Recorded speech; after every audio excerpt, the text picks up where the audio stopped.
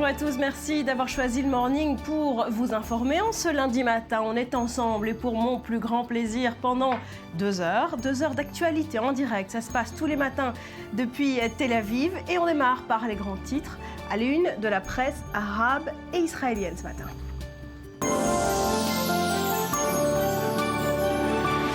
Cyril, bonjour. On va démarrer ce matin par l'Irak, où la situation inquiète de plus en plus ses voisins. Oui, bonjour Barbara. Et jusqu'où iront les insurgés sunnites du Daesh, comprenez l'État islamique en Irak et au Levant? Eh bien, c'est la question que se posent ce matin nos confrères du journal palestinien Al-Quds. Après avoir pris Mossoul, la deuxième plus grande ville irakienne, les islamistes progressent vers l'ouest, nous dit le journal.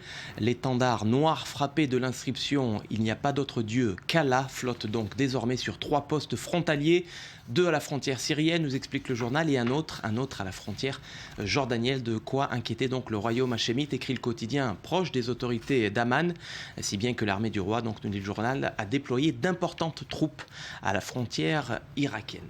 Voilà, on aura l'occasion d'en reparler pendant cette édition. Direction l'Égypte à présent, où les journaux reviennent ce matin sur la visite surprise du secrétaire d'État américain John Kerry, la première depuis que Sisi est au pouvoir. Oui, c'est une visite qui intervient, vous vous en souvenez, au lendemain de la confirmation de 180 peines de mort prononcées à l'encontre de militants pro-Morsi. Un climat politique qui inquiète donc à Washington.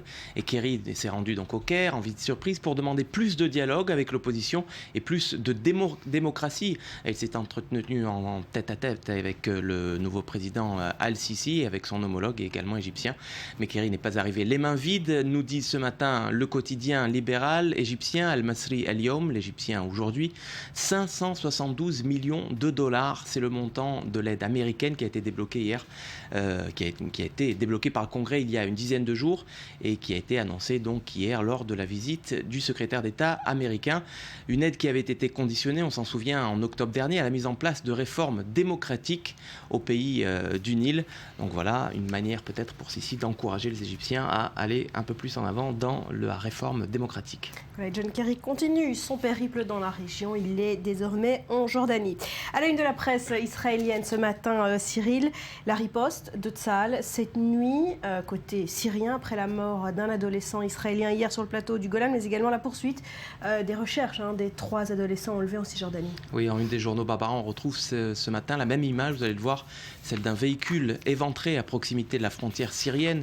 Et c'est à bord de cette voiture précisément que le jeune Mohamed Karakra a perdu la vie hier alors qu'il accompagnait son père, un contractuel du ministère de la Défense, dans les travaux de réparation de la barrière de sécurité à proximité du plateau du Golan. Donc il s'agit, selon le Yediot Aharonot, le quotidien populaire, du premier mort israélien dans le Golan depuis le début de la guerre civile en Syrie en 2011. Et vous l'avez dit Barbara, en représailles, l'avion israélien a lancé dans la nuit plusieurs raids en territoire syrien. Tsahal a attaqué en Syrie, titre pour sa part le Israël Hayom, qui précise que les raids ont visé 9 cibles syriennes. Alors avec ce nouvel incident à la frontière, Israël combat simultanément sur 3 fronts. Vous allez le voir, carte d'Israël à l'appui, le journal recense les 3 théâtres des opérations.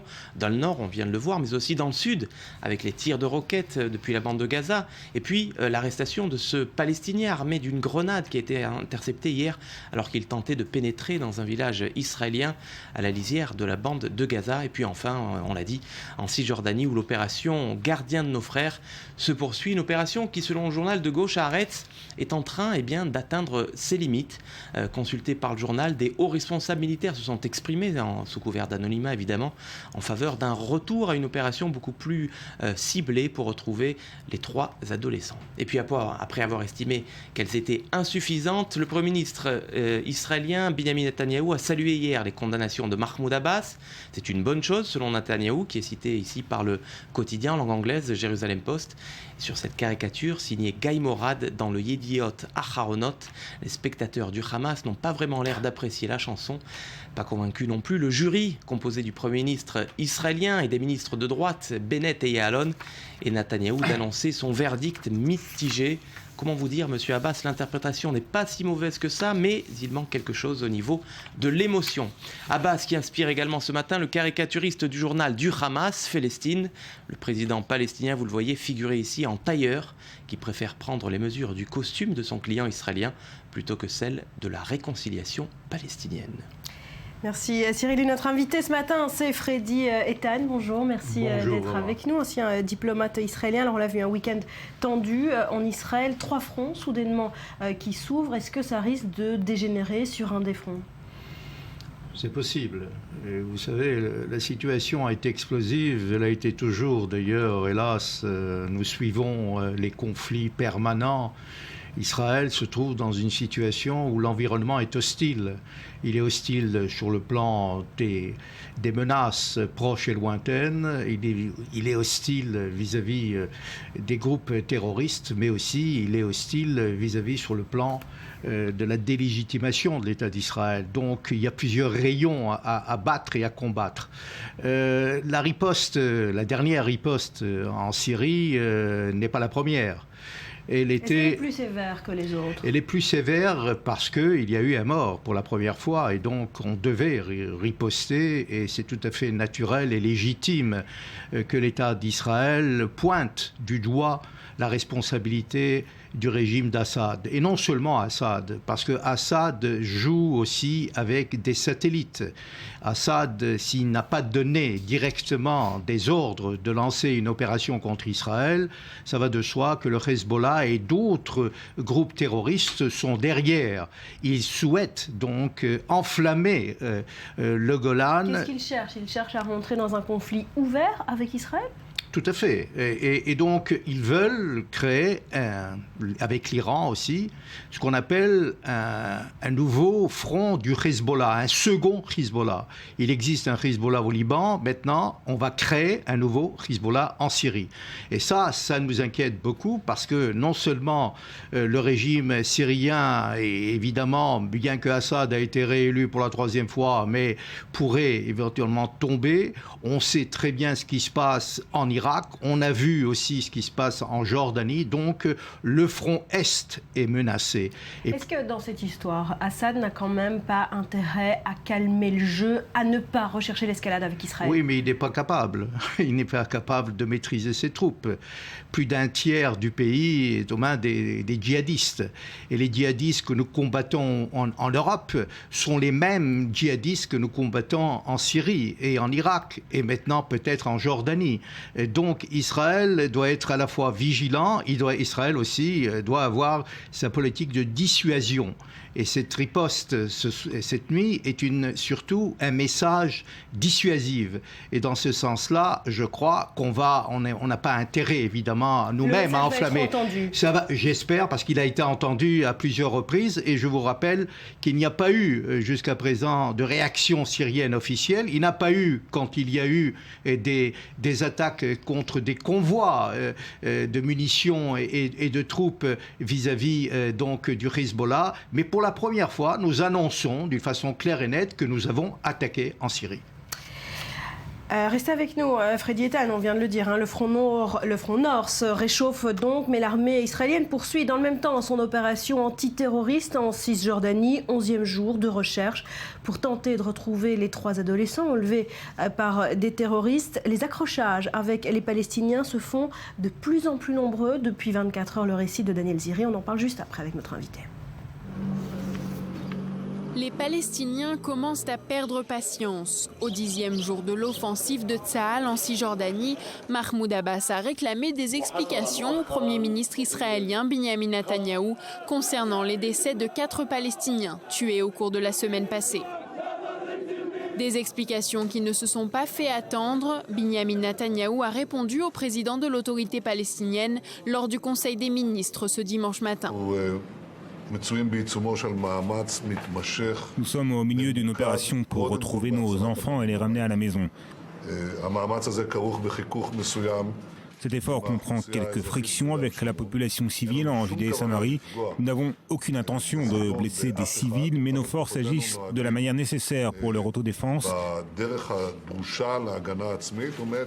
Et de temps en temps, il y a des morts ou des blessés du côté palestinien à la suite de ces actions d'autodéfense. L'armée israélienne est engagée dans une vaste opération pour localiser les 3 adolescents israéliens enlevés le 12 juin dernier. Une opération qui vise aussi à démanteler les infrastructures du Hamas en Cisjordanie, tenues pour responsables du rapt. Il s'agit là du plus important déploiement israélien dans la région depuis la fin de la deuxième intifada en 2005. En 10 jours, plus de 300 Palestiniens ont été arrêtés par les forces israéliennes, dont des prisonniers libérés lors de l'échange contre le soldat Gilad Shalit en 2011. Au sein du gouvernement palestinien, quelques-uns restent sceptiques quant aux intentions israéliennes. Certains ministres palestiniens ont même déclaré qu'Israël pourrait avoir monté l'enlèvement de toutes pièces. Pendant que des clashs ont éclaté entre les soldats de Tsahal et des habitants de Ramallah, l'aviation israélienne a mené 3 raids aériens sur la bande de Gaza dans la nuit de samedi à dimanche. La tension est montée dans le sud d'Israël depuis le début de l'opération. Plus de 22 roquettes ont été tirées depuis Gaza envers des villes israéliennes ces derniers jours. Ce dimanche, Tsahal a annoncé avoir arrêté un Palestinien en possession d'une grenade qui aurait réussi à passer la barrière séparant l'État hébreu de la bande. Alors que le pays est plongé dans une crise qui pourrait encore durer, les recherches pour retrouver les 3 jeunes Israéliens restent sans succès.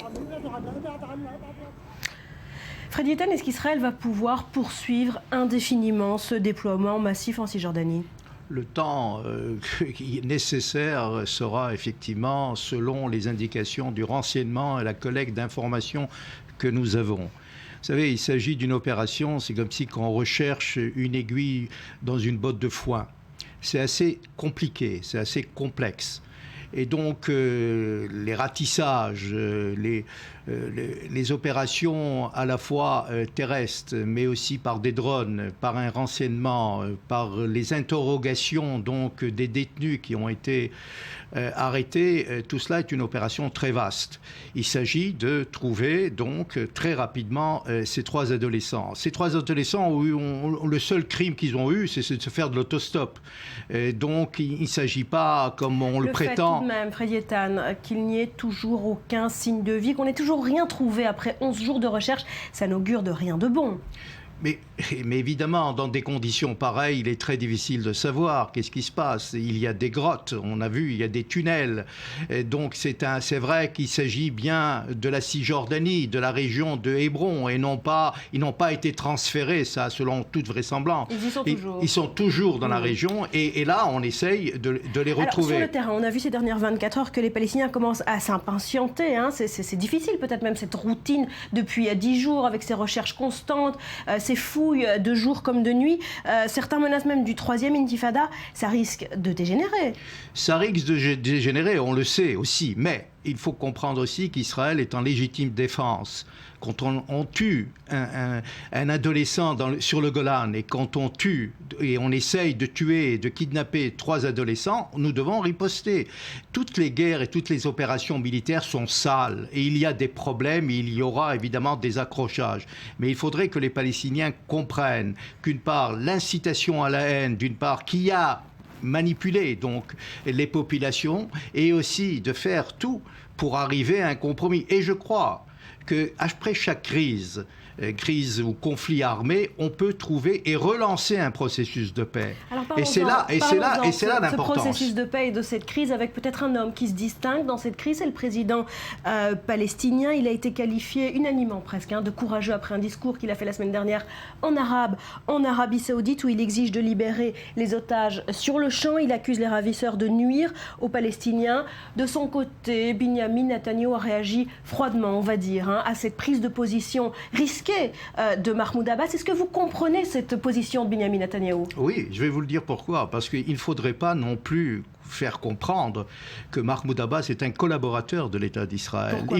Les forces collaborent. Non, mais collaborateur dans le sens arabe et dans l'opposition arabe est un traître. Et donc, il ne faudrait pas non plus, comme je dirais, même Shimon Peres, je crois, on n'a pas, nous, à donner des compliments à des dirigeants arabes. Les dirigeants arabes sont adultes et il ne faut pas donner non plus des notes à chacun s'il est bon ou il est mauvais. C'est une question de domination. Il ne faut pas souligner cette prise de position courageuse. Mais tout à fait, on le dit.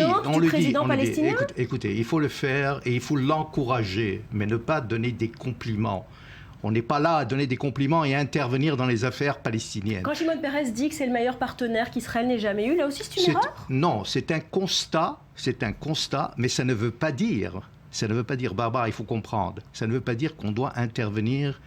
Il faut comprendre que dans le monde arabe, on n'a pas à dire il y a des bons et des méchants. Notre rôle, c'est de négocier avec tous les dirigeants arabes. Ce n'est pas notre rôle d'intervenir dans les affaires intérieures des Arabes ou qui que soit le dirigeant. Le dirigeant, les Palestiniens choisiront le dirigeant qu'ils veulent. Effectivement, Mahmoud Abbas a fait un pas courageux et important. Mais cela ne veut pas dire que nous devons à chaque fois dire, parce que c'est dans sa position, on l'affaiblit. Abbas. Il faut comprendre aussi cet aspect-là, et il ne s'agit pas de donner des compliments ici et là.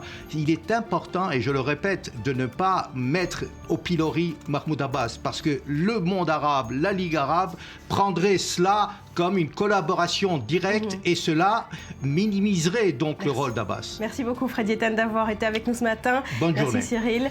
À suivre, on reparle de la situation en Irak.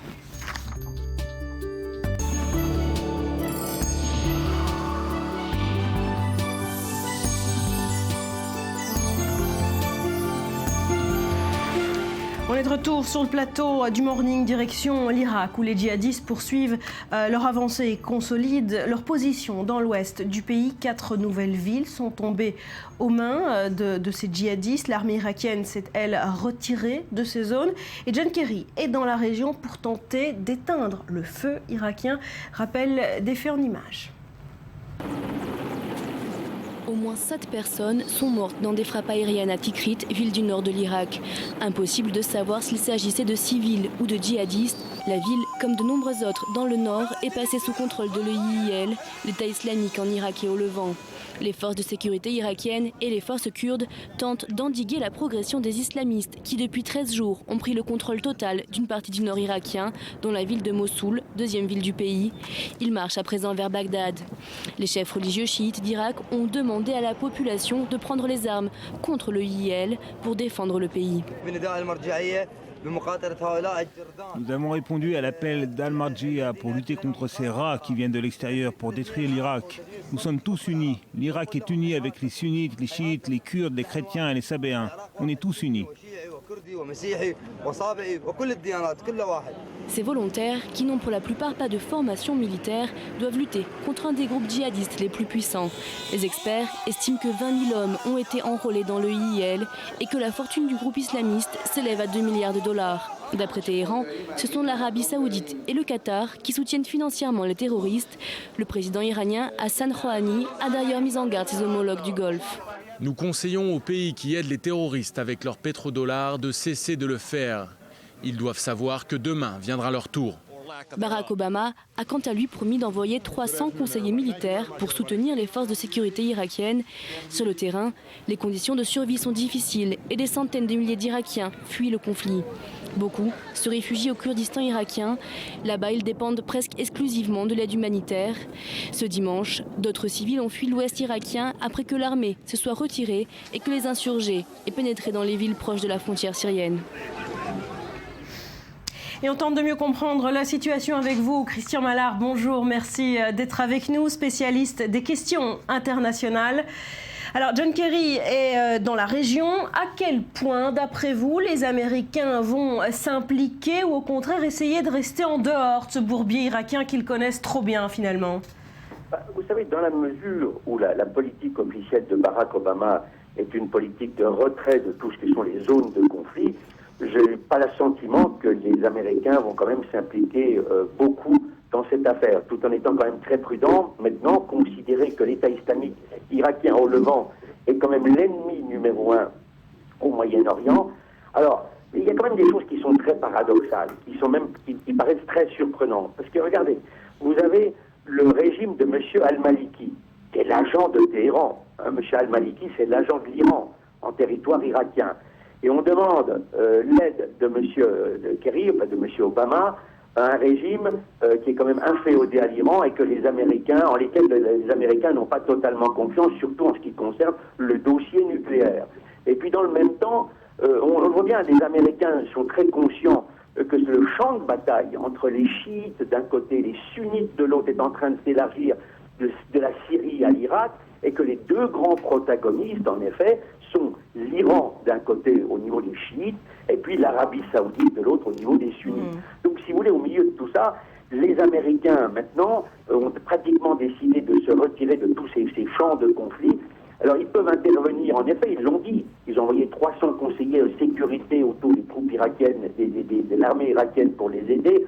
Ils peuvent procéder par l'attaque de drones, en effet, des drones qui peuvent permettre des attaques ciblées. Mais sur le fond, je vois mal les Américains, en effet, s'impliquer davantage. Alors, vous avez bien expliqué la complexité de cette région qu'est le Moyen-Orient. Dernière nouvelle, c'est la Jordanie qui ferme sa frontière avec l'Irak. Est-ce que cette offensive djihadiste en Irak va déstabiliser l'ensemble de la région ou est déjà en train de le faire, d'après vous? C'est déjà en train de déstabiliser la région. Il y a un fort risque. Et il s'avère que vendredi dernier, je me trouvais avec un des plus hauts responsables jordaniens avec lequel j'ai discuté pendant plus d'1 heure à Paris. Et il était très, très inquiet de l'évolution de la situation. D'abord inquiet en disant que les États-Unis, maintenant, depuis qu'ils sont en position de retrait, ne font que laisser avancer la poussée iranienne, et même parlant de poussée russe, là, un axe russo-iranien dans toute la région du Moyen-Orient.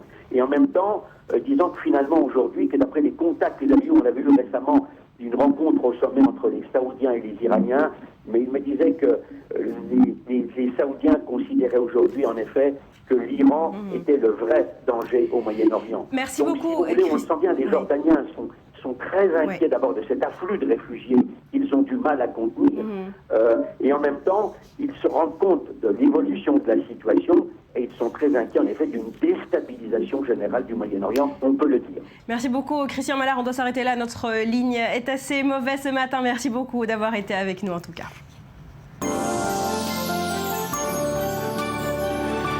Voilà, retour en Israël où on l'a dit, le week-end a été tendu sur plusieurs fronts, notamment dans le Golan où un missile syrien a tué un adolescent israélien. Tsahal a riposté cette nuit, mais ce n'est pas le seul front. L'armée israélienne poursuit son opération également en Cisjordanie. 11e jour de recherche pour tenter de retrouver les 3 adolescents israéliens. On retrouve à Hebron notre envoyé spécial Mathias Inbar. Bonjour, merci d'être avec nous. Les opérations se poursuivent toujours. Nouvelles arrestations cette nuit encore.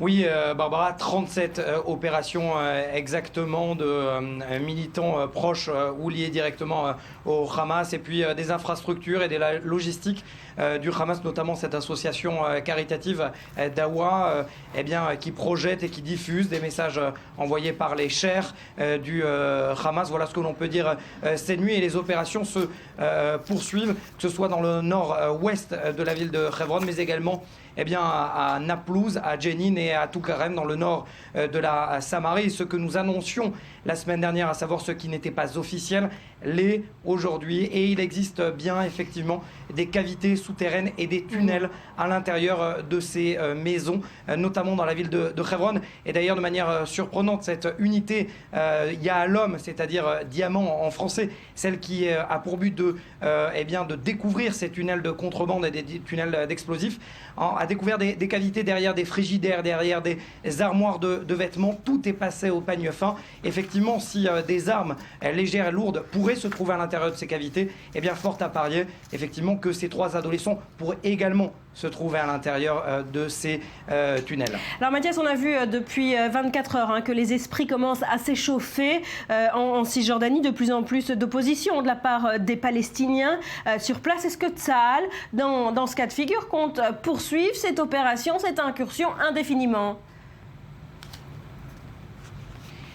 Beaucoup d'informations contradictoires, Barbara. Certains disent que les opérations devraient perdre en intensité d'ici dimanche prochain. Dimanche, ça sera le 28 et date de l'entrée du Ramadan, date très symbolique et particulièrement importante pour l'islam et donc pour les Palestiniens. D'autres disent que les opérations vont se poursuivre tant que l'armée n'aura pas trouvé ces jeunes Israéliens. Une chose est sûre, c'est que certaines entrées de la ville de Hebron, là où se concentrent la plupart des opérations, certaines entrées sont désormais libres à la circulation des Palestiniens, notamment l'aile sud, l'entrée sud. En revanche, là où se concentrent la plupart des opérations, à savoir l'ouest et le nord-ouest de Hebron, il y a toujours ces blocs de béton, ce qui signifie que l'armée israélienne est toujours présente, et elle le sera jusqu'au 28, y compris si elle doit continuer après le Ramadan. Merci beaucoup, Mathias Inbar depuis Hebron.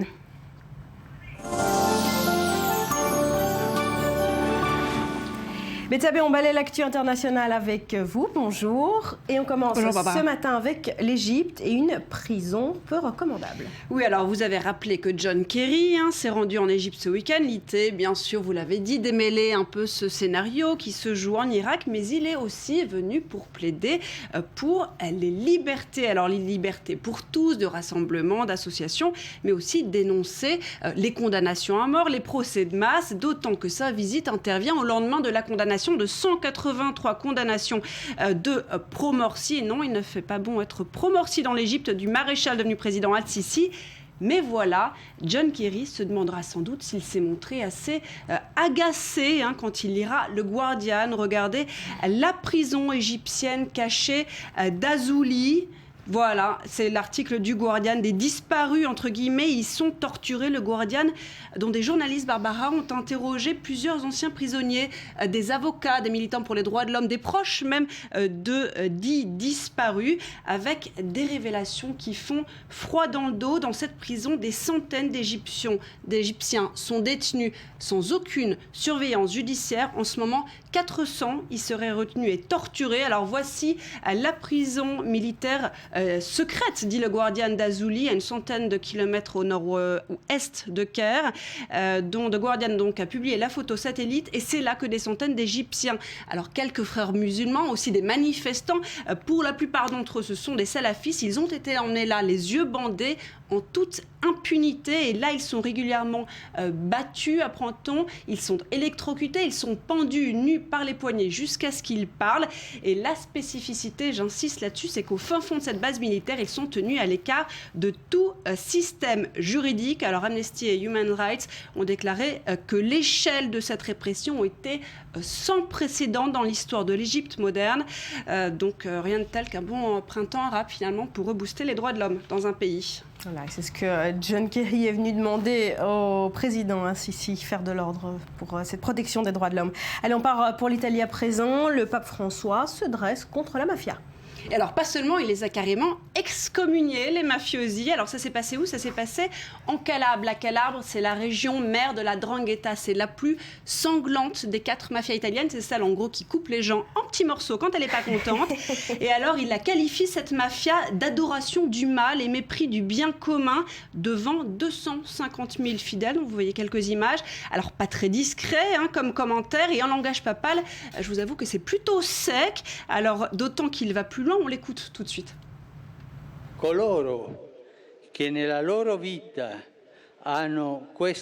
Ceux qui dans leur vie ont choisi cette voie du mal, comme les mafieux, ne sont pas en communion avec Dieu. Ils sont excommuniés.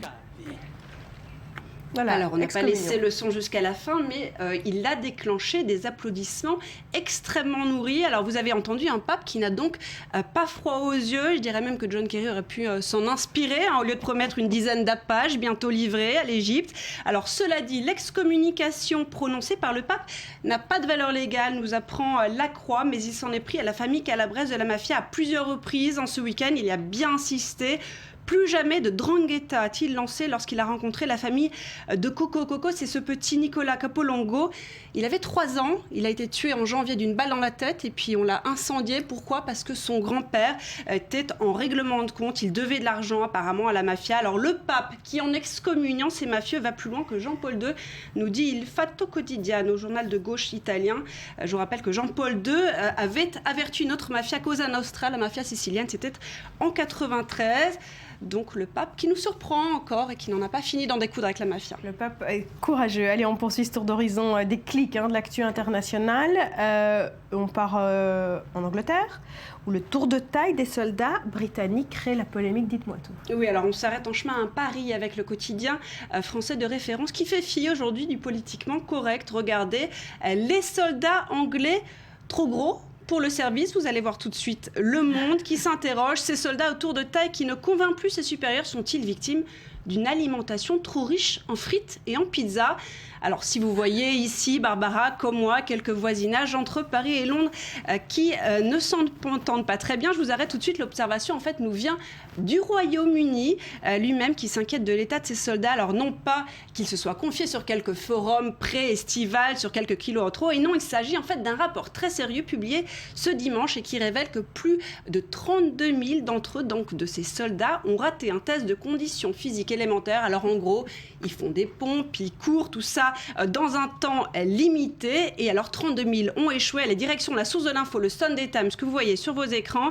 British troops too fat to fight, trop gros pour combattre. Alors le Sunday Times qui lui ne pose même plus la question, mais constate. Et selon l'enquête du Sunday Times, la situation est particulièrement inquiétante en ce qui concerne les régiments d'infanterie écossais. Alors en cause, une alimentation, on l'a compris, un peu trop alléchante, proposée aux troupes. En gros, un breakfast très très fourni, ensuite des chips à midi, le soir pour ceux qui veulent, et on finit par un pudding un peu trop bien fourni juste avant le dodo.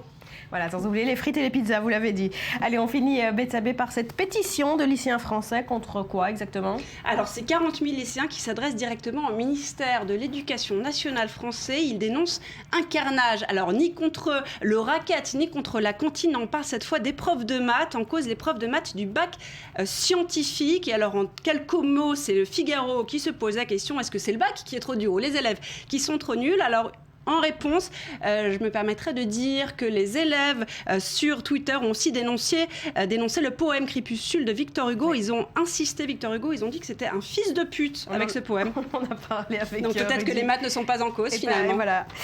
C'était pas la seule insulte contre Victor Hugo. Merci beaucoup, Betsabé. À suivre toutes les applications à ne pas rater. Parmi elles, celle qui bat tous les records. Oubliez les textos et les WhatsApp à répétition. Désormais, un seul mot pour communiquer. Vous direz yo. Désormais, pour tout et à tout le monde.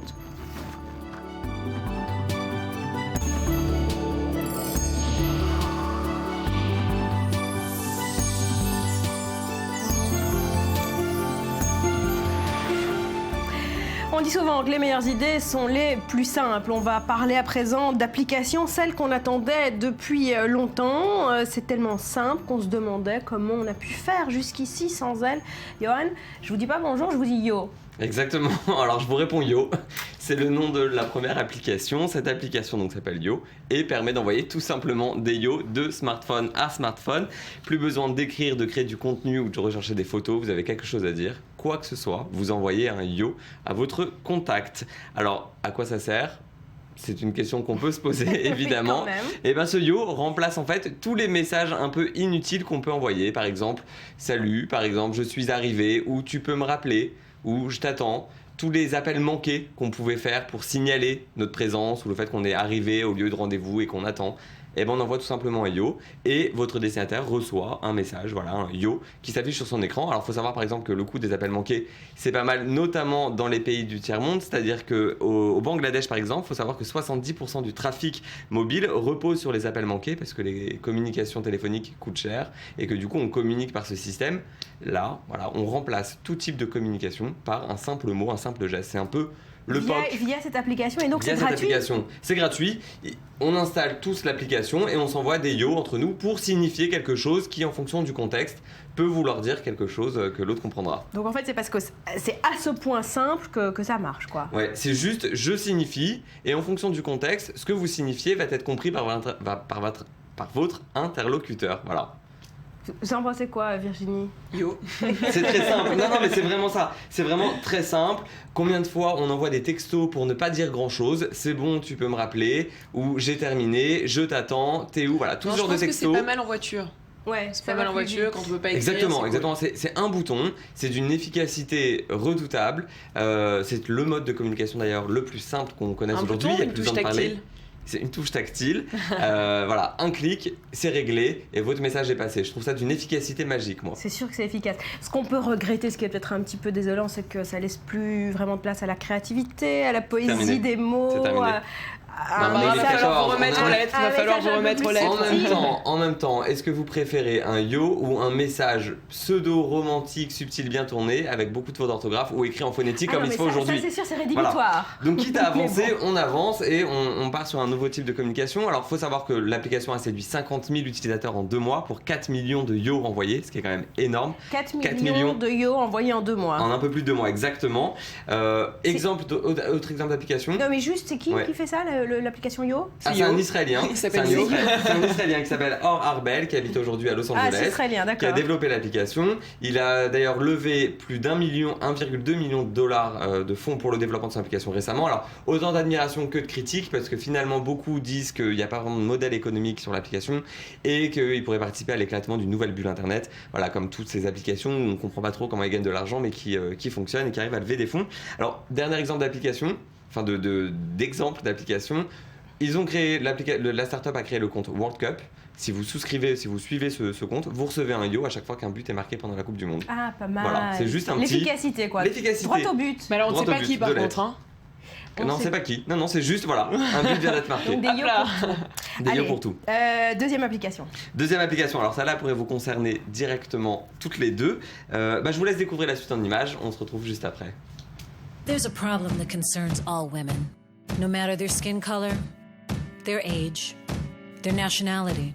We all share the same resentment, the same suffering, the same dress. But now, fashion will never be the same. Alors, est-ce que vous avez une idée de la solution proposée pour ne pas avoir la même robe, pour que toutes les femmes n'aient pas la même robe? Alors, quand on arrive à un événement, pour pas qu'on se retrouve avec la même robe. Voilà, exactement. Cette angoisse, vous la connaissez? D'arriver à une soirée, un mariage, un événement quelconque et de voir quelqu'un avec la même robe que vous. Alors l'application, j'en ai pas entendu parler, mais c'est vrai qu'il y a de plus en plus de boutiques qui font ça. Quand vous achetez vos robes, et ben c'est inscrit, et puis si vous allez au même mariage qu'une autre personne, et bien je vous présente l'application qui fait exactement ce que vous venez de décrire, GP Dress, comme un GPS pour les robes. C'est-à-dire que vous voyez géolocalisé sur une carte autour de vous toutes les femmes portant la même robe que la vôtre. Vous avez même une fonction d'alerte. Si une femme s'approche à moins de, si je ne dis pas n'importe quoi, 34 mètres, vous recevez une alerte vous disant que quelqu'un portant la même robe arrive, et au moins vous êtes prête à faire face à la situation une fois que vous la voyez rentrer. Et on fait quoi? Non mais là c'est trop tard, 34 mètres, faut plus rien faire. Par contre, si vous le faites avant de partir et avant de vous rendre à votre événement, dénudez Barbara, tout simplement. Vous pouvez si vous le faites avant de partir de chez vous, vous rentrez sur l'application la référence de la robe que vous portez, le lieu où vous vous rendez, enfin l'événement auquel vous participez, et si quelqu'un d'autre s'est inscrit avec la même robe, vous recevez une alerte et vous êtes au courant.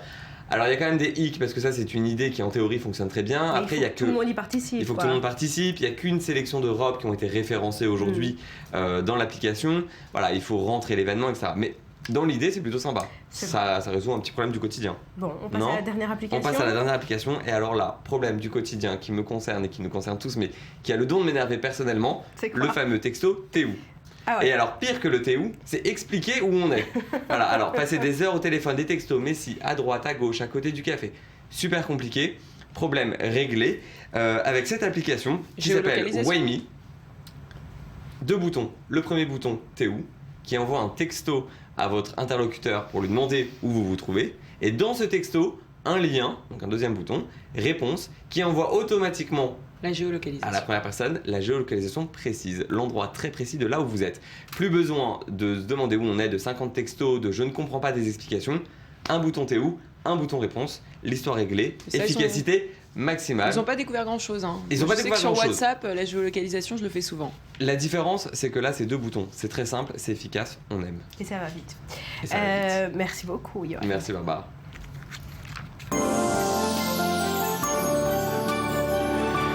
Allez, on se plonge à présent dans le monde de la danse classique avec cette histoire qui rappelle étrangement celle de Billy Elliot. Vous vous en souvenez très certainement, mais cette fois version Moyen-Orient. Il s'agit d'un arabe israélien qui, contre tous les préjugés de son milieu, a décidé de se lancer dans une carrière très prometteuse du ballet classique. Regardez ce sujet signé par les équipes du Culture Mag. Les médias du monde entier l'ont surnommé le Billy Elliot arabe. Et Iman Safia, tout jeune, est déjà entièrement voué à sa passion, la danse. À 23 ans, son parcours ressemble à un conte de fées. Quand j'avais 10 ans et que je rêvais allongé sur mon lit, et que je me disais « je voudrais aller à Londres ». Vous savez, en tant que petit garçon. Maintenant, c'est devenu une réalité, je vis mon rêve et c'est une sensation qui est impossible à décrire avec des mots. Natif de Kfar Yassif, une ville arabe du nord d'Israël, son histoire d'amour avec la danse classique commence alors qu'il n'a que 11 ans. Le petit Eman est en cours, il apprend la danse traditionnelle du Moyen-Orient, le dabke, lorsqu'il entend une musique étrange dans la salle de répétition d'à côté. J'ai suivi la musique et j'ai vu que dans la salle en face, il y avait un cours de ballet. Il y avait plein de filles et je n'ai vu aucun garçon. Les filles portaient des tutus, des justes corps et des ballerines. J'ai tellement aimé cette musique, elle m'attirait énormément. Instantanément, c'est le coup de foudre. J'ai été tellement surpris en tant que petit garçon de 11 ans de Kfar Yassif qui il n'apprécie pas vraiment le ballet parce qu'ils ne connaissent pas. Moi j'ai observé, j'ai aimé ce que je voyais. J'ai été tellement choqué de ce que l'homme peut faire avec son corps.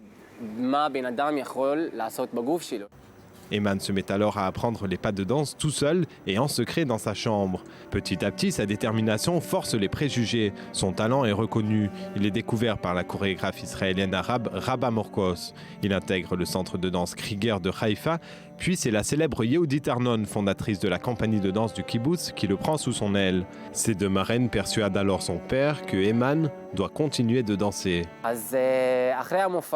Après la représentation de Krieger, Yehudit Arnon et Rabba Morkos se sont présentés chez mon père et lui ont dit « Écoute, ton fils a du talent, il veut apprendre le ballet, mais il a peur de t'en parler. » Sa famille le soutient et il passe son bac spécialité danse. Il décroche ensuite une bourse et part étudier à Londres à la Rambert Dance Company, puis au Royal Ballet Company. J'ai travaillé avec des grands noms comme Gillian Lynn, qui a fait la chorégraphie du Fantôme de l'Opéra et de Cats. Elle était la première ballerine pendant la Première Guerre mondiale. Aujourd'hui, elle a 88 ans. J'ai travaillé avec elle et je n'aurais jamais pensé arriver aussi loin. 6 ans après, il revient sur sa terre natale, fort de son succès qui lui a permis de changer les mentalités. Je suis fier car j'ai traversé une période difficile par rapport à la société dans laquelle je vis. J'ai réussi à la changer un peu. Maintenant, il y a des garçons qui apprennent le ballet au studio de Kfar Yassif. Eman travaille désormais sur de nombreux projets en Israël, à Ramallah comme à l'étranger. Sa passion, elle, est toujours intacte. Je ne veux pas être riche, je ne demande pas beaucoup d'argent. Je veux seulement danser, être sur scène et vivre mon rêve. La vie est trop courte, alors faites-en bon usage.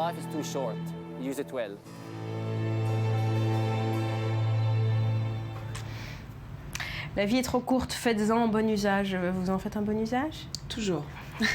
Allez Virginie, avec vous, les petites infos qui rendent l'actu croustillante tous les matins. On démarre ce matin par des images impressionnantes. Oui, j'ai pas voulu vous en dire plus. C'est des images qui nous viennent tout droit des États-Unis et plus précisément au large du Chula Vista en Californie, où un homme, Kurt Roll, était en train de faire une petite balade en bateau quand tout à coup, interpellé par un important amas de fumée, a utilisé un drone pour voir ce qu'il se passait de l'autre côté. Résultat, des images impressionnantes du yacht Polar Bear qui appartenait à un ingénieur à la retraite, un yacht que l'on voit brûler, 24 millions de dollars qui partent en fumée, regardez.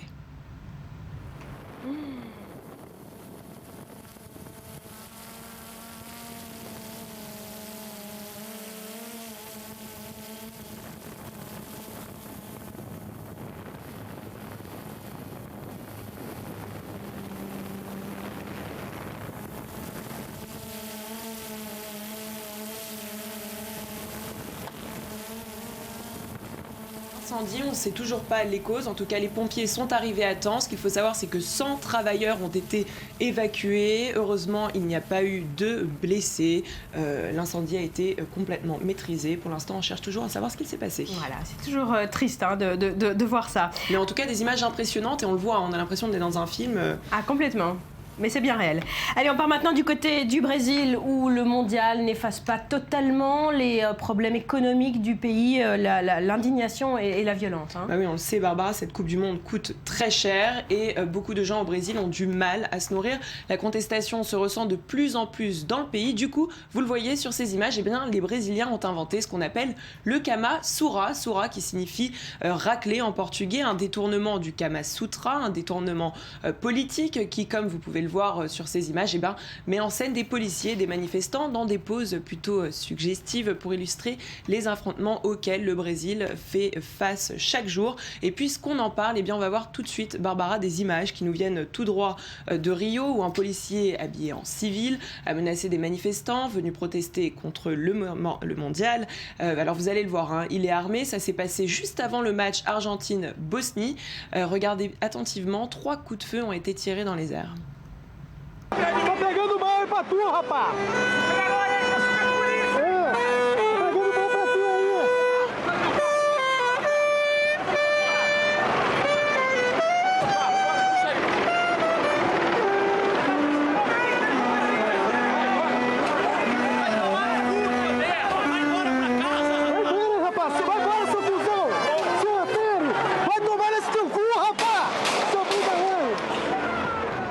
C'est le policier.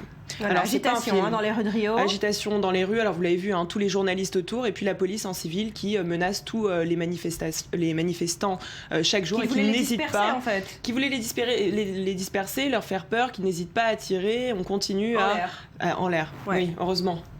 Heureusement. C'est la réalité du Brésil, à côté de la Coupe du Monde. Voilà, c'est le revers de la médaille.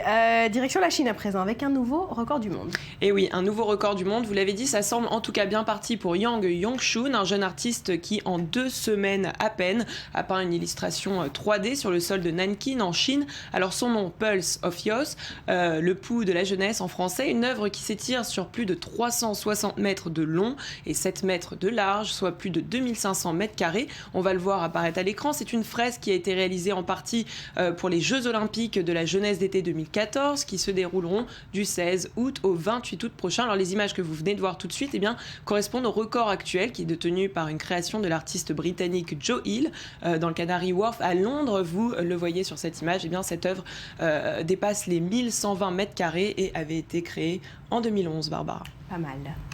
Et on termine en musique. Toujours en musique, j'ai pensé à vous avec une vidéo qui fait le tour du net en ce moment. Il s'agit de Luc Arbogast. Si son nom ne vous dit rien, c'est un ancien candidat de l'émission The Voice en France, un chanteur médiéval assez particulier au style rock et à la voix très aiguë. Après l'émission, l'homme a lancé un album, continué sa carrière, fait même une tournée à l'Olympia, ce qui n'est pas rien, c'était un anonyme à la base. Alors comme avant chaque tournée, il se produisait dans la rue, face à la cathédrale de Strasbourg, une coutume qui lui a permis de se faire connaître aujourd'hui dans le monde entier grâce à cette vidéo postée la semaine dernière sur le net. Plus de 700 000 vues en à peine 3 jours. Les médias américains, italiens ou encore péruviens en parlent. De quoi booster une belle carrière, on le regarde tout de suite.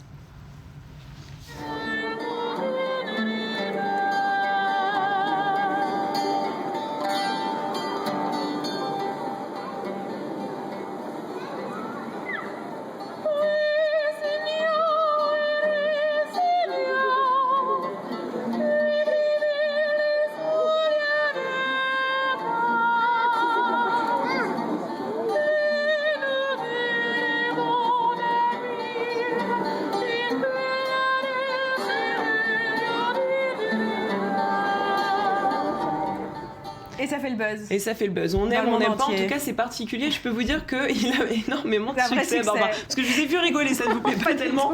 Mais en tout cas, sachez qu'il a du talent. À suivre, on parlera de la Coupe du Monde, tous les résultats et les matchs à venir.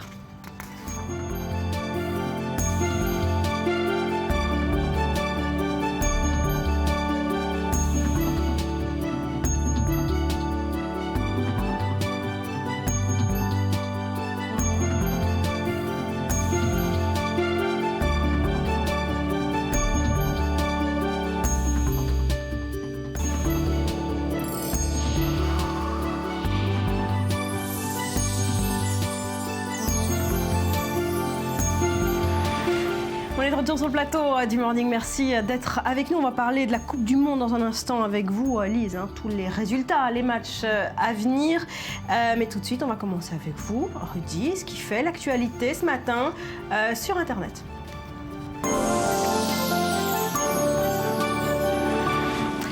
Rudy, Arudi, ce qui fait parler le net ce matin, c'est encore et toujours la situation en Irak et les djihadistes de l'Aïl. Oui, alors jeudi dernier, je vous avais parlé de ces vidéos très bien produites à la manière de films hollywoodiens, produites par une émanation de l'EIL qui s'appelle Hayat Media Center. Mais alors ce matin, on va se focaliser sur l'offensive de communication qui s'intensifie de jour en jour. L'État islamique en Irak et au Levant est présent sur quasiment tous les supports internet, Twitter, Facebook, YouTube, Instagram et Tumblr, et inonde le web avec donc ces fameuses photos d'exactions violentes censées prouver leur avancée et surtout leur détermination. Alors d'ailleurs, les autorités irakiennes ne s'y sont pas trompées et ont coupé depuis déjà une semaine l'accès à tous les réseaux sociaux en Irak pour contrecarrer l'offensive médiatique de l'EIL dans les régions dans lesquelles ces derniers sont le plus présents. Alors l'EIL veut attirer l'attention sur leur organisation et ils ont un compte hier, un compte proche de l'EIL a lancé un hashtag All Eyes on ISIS, c'est-à-dire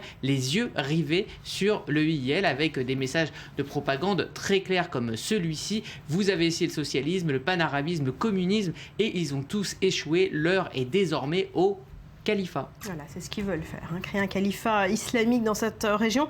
Est-ce que, au-delà de semer la terreur dans le pays, le but pourrait aussi de recruter? Alors, on apprend dans un article en ligne du Figaro.fr qu'en Europe, il existe de véritables équipes de community managers. C'est ce que nous apprend un ex-djihadiste britannique qui a été interviewé par nos confrères de CNN. Alors, ces internautes animent des forums en ligne pour accueillir les nouvelles recrues et ces forums sont très contrôlés par leur hiérarchie. C'est très bien organisé. La réponse, par exemple, à toute question qui a à voir avec la religion doit être validée par les supérieurs. Et puis, signe de la totale maîtrise de l'outil des réseaux sociaux, la reprise des codes des fameux mèmes Internet, on en parle souvent en fin de chronique. Eh bien, regardez le fameux Keep Calm qu'on voit souvent sur Internet. Eh bien, en version EIL, ça devient Keep Calm NC Bakia, c'est-à-dire restez calme et dites je suis debout. Voilà, une guerre de communication que là aussi l'EIL est en train de gagner peut-être. Allez, on continue de parler de guerre, Rudy, mais cette fois en mode selfie. Oui, ça faisait longtemps que je n'avais pas parlé de selfie, de self-harm ou encore de selfie, mais ce matin je vais vous parler d'un mode de selfie dont le mauvais goût égale celui des selfies d'enterrement. Dernier arrivé donc, le Warfi. Le Warfi comprenait le selfie de guerre. Avec la multiplication des conflits ces derniers mois, la tendance pour l'internaute lambda est de se prendre en photo avec les troupes en place sur les lieux de conflit. On a vu donc là une photo venue d'Ukraine et voici une photo venue de Thaïlande où la junte militaire tient le pouvoir depuis le 24 mai dernier. Le Warfi donc. Vous avez moins glauque en selfie que le Warfi? J'ai moins glauque, j'ai plus glamour, j'ai plus artistique. Ce sont les self-films imaginés par l'excellent site Golem 13. L'idée est simple, c'est d'imaginer les héros de films inoubliables en train de s'adonner eux aussi aux selfies. Alors là, vous voyez la version Orange Mécanique ou encore il y a la version Rabbi Jacob. Mais une chaîne russe est allée plus loin avec une pub qui fait très fort avec plein de self-films à l'intérieur. Ça fait le tour du monde. On regarde cette pub pour une chaîne de cinéma russe. Yeah, Gatsby.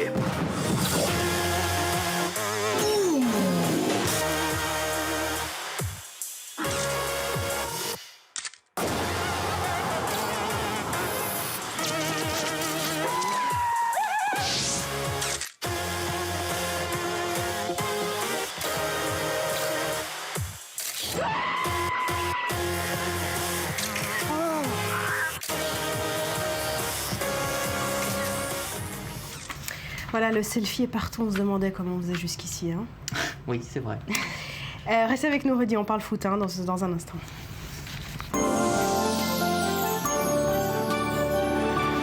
Lundi 23 juin, vous êtes sur A24 News. Voici les grands titres à la une de l'actualité ce matin. Tzahal riposte. L'aviation israélienne a visé cette nuit 9 cibles privilégiées de l'armée syrienne. Des frappes chirurgicales en réponse à la mort d'un adolescent israélien hier. Il a été visé par un missile syrien sur le plateau du Golan. Et alors que le front nord se réchauffe, l'armée israélienne poursuit son opération en Cisjordanie. 11e jour d'incursion et une déclaration de soutien au président palestinien. Pour Shimon Peres, Mahmoud Abbas est le meilleur partenaire qu'Israël ait jamais eu, un homme de parole et de courage. Il avait, je vous le rappelle, condamné l'enlèvement des 3 jeunes et appelé au retour immédiat des otages. La Jordanie ferme sa frontière avec l'Irak après que Bagdad ait perdu le contrôle de cette frontière. 4 nouveaux postes frontières sont passés aux mains des djihadistes ces dernières heures. Et dans ce contexte, notez que le secrétaire d'État américain John Kerry effectue une visite surprise au Proche-Orient. Il est aujourd'hui en Jordanie après une escale hier en Égypte au cœur des discussions, tenter d'éteindre le feu irakien. Enfin, soirée footballistique haute en couleur. Hier, la Belgique bat la Russie 1-0 et se qualifie pour les 8e. L'Algérie s'offre un score historique 4-0 face à la Corée du Sud. Enfin, le Portugal se sauve in extremis de l'élimination en arrachant le match nul 2-2 grâce à un but à la dernière seconde face aux États-Unis.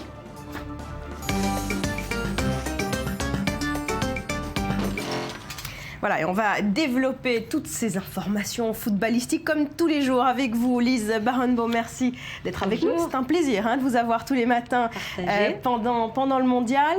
Donc on démarre avec les résultats d'hier. On les a évoqués rapidement. On commence par le groupe G. Alors dans le groupe G, on a eu un match important entre les États-Unis et le Portugal. Un match un peu fou. On attendait le Portugal qui avait perdu son premier match contre l'Allemagne 4-0.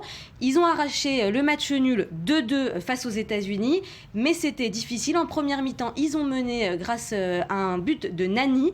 Et puis, au retour des vestiaires, les Américains marquent 2 buts incroyables, Jones et Dempsey. Et c'est finalement Ronaldo qui va offrir le match nul à son équipe à la toute fin. Mais le Portugal va devoir gagner très largement face au Ghana pour espérer passer en 8e. Alors justement, un mot de Ronaldo. On attend de lui énormément. Est-ce qu'un joueur peut tenir seul sur ses épaules une équipe tout entière ? Cette Coupe du Monde, elle nous montre que non, pas vraiment. Alors, ils offrent la délivrance comme ça à la fin. Il y a eu Messi, Argentine, Iran qui a offert 1-0 à la toute fin comme ça.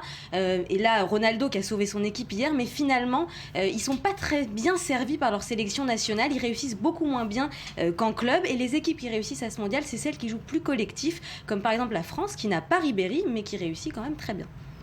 Ça joue aussi dans le groupe H hier soir. Tout à fait. Alors on a eu Belgique-Russie 1-0 pour les Diables Rouges grâce à Eden Hazard à la 88e minute qui a servi Origi à un remplaçant.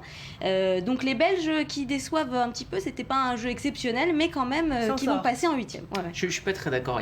C'est pas qu'ils déçoivent, c'est que justement quand on s'en sort comme ça à la dernière minute avec beaucoup de mental comme ils ont pu le faire face à l'Algérie comme ils l'ont fait hier, ça prouve que quand on va arriver au match coup près, c'est-à-dire au 8e, au quart de finale, ils auront le mental nécessaire pour faire basculer un match et ça c'est plutôt très très bon signe. En tout cas je peux vous dire qu'en Belgique on y croit aux Diables Rouges. Ils vont aller loin ? Ils vont aller en 8e. Dites qu'ils vont aller loin. Ils vont aller très loin. Ils vont aller très loin.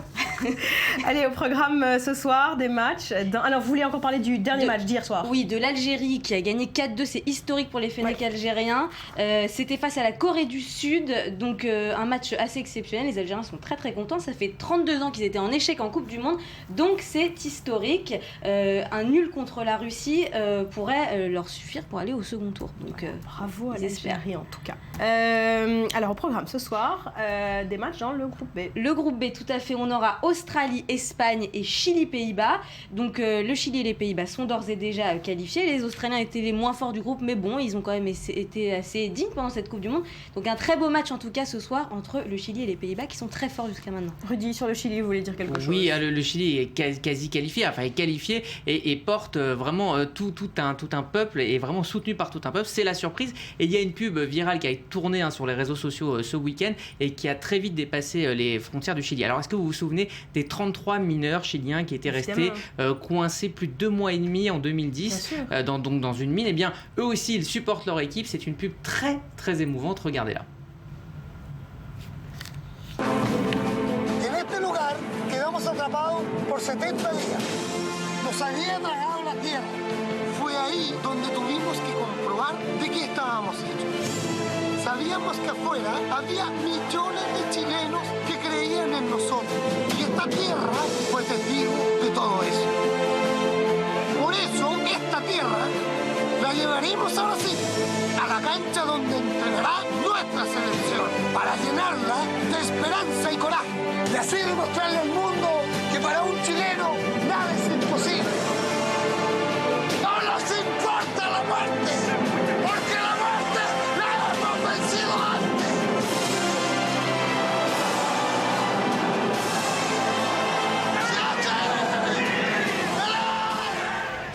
antes! c'est absolument incroyable ce que le foot génère en émotion. Hein. Ouais, il donne de la voix, il donne du cœur. C'est une très belle pub. On l'a dit, hein, ce soir Espagne-Australie. Est-ce que l'Espagne va tirer sa révérence en beauté ?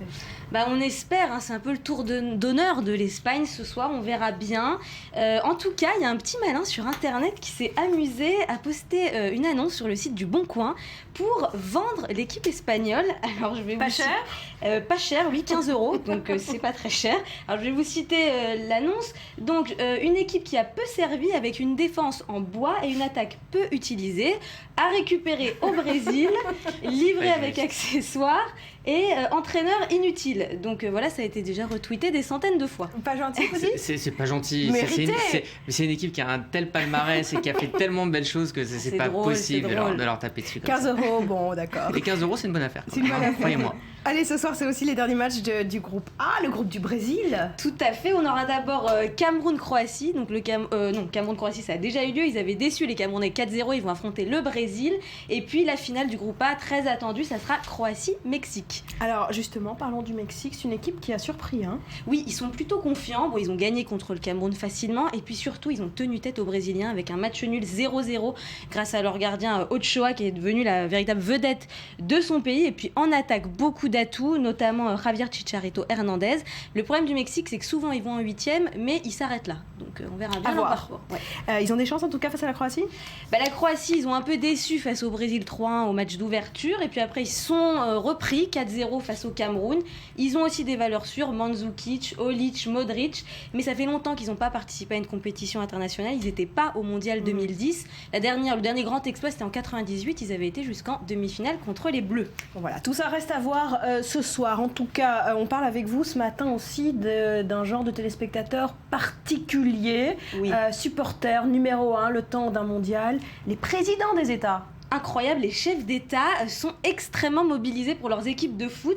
Il y a vraiment des images qui ont marqué les médias, notamment aux États-Unis. Barack Obama qui soutient à fond son équipe de soccer. Il a même posté un petit message d'encouragement sur Twitter. C'est assez court mais très sympathique. Écoutez-le. Go Team USA. Show the world what we're made of.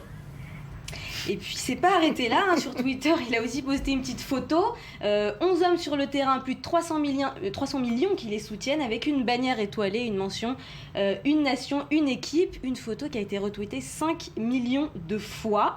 Mais ça s'arrête pas là aux États-Unis, les stars américaines se sont aussi mobilisées, ça y a que les Américains qui savent le faire. Regardez le petit clip où des célébrités de la télé, du sport et du cinéma soutiennent leurs footballeurs.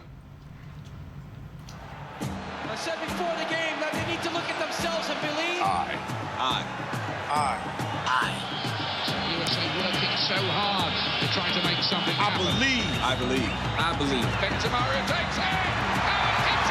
I believe that. I believe that. I believe that. I believe that. USA must keep believing. I believe that we. I believe that we. I believe that we. I believe that we.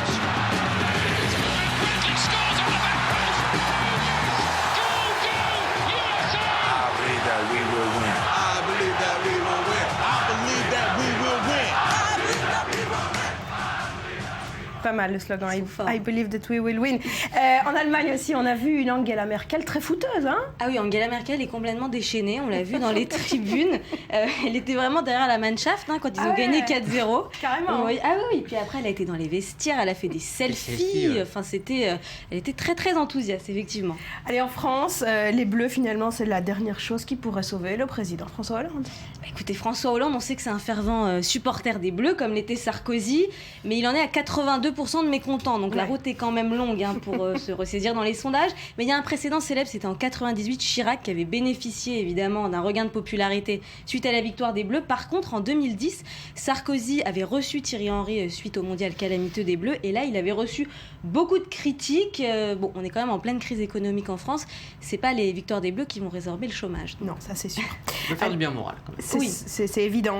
Pour finir, plus surprenant, mais bon, ça fait partie de son image, c'est le président iranien, très actif sur Twitter. Tout à fait. Rouhani, sur son compte Twitter officiel anglophone, il a posté une photo de lui-même confortablement installé dans son canapé en train de regarder le match Iran-Nigeria 0-0. Voilà, en survêt.